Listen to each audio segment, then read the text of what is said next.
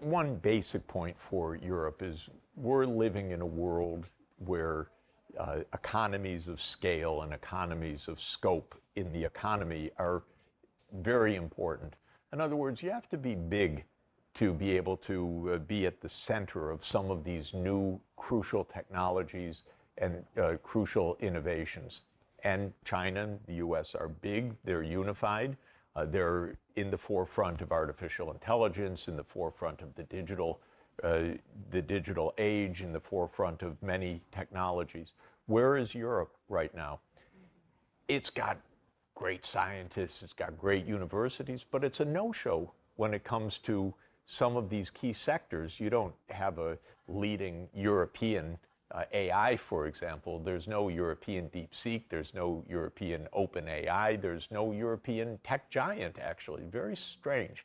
A lot of major companies came from Europe, but the US grabbed them, brought them into the US ecosystem. Even the world's leading producer of the advanced semiconductors, the extreme ultraviolet technology lithography, is a Dutch company, ASML, but it operates essentially in the US political space. The US decides where ASML exports, to stop exports to China. That's not the Netherlands or the European Union deciding these things. That's the United States deciding these things. So Europe gave up its strategic autonomy, and by remaining too divided among the 27 members of the European Union, Europe has to act like a unity. Europe is 450 million together. It's a $20 trillion economy. If Europe acts like a unity, that's a big player. But right now it doesn't act that way. It has been for 30 years, of course, under the US thumb. US has determined the foreign policy. US has determined the security policy. US has determined when the West goes to war or doesn't go to war. Europe's had no say. Interestingly, just an example, in 2008, the US said NATO should enlarge to Ukraine. This was very provocative.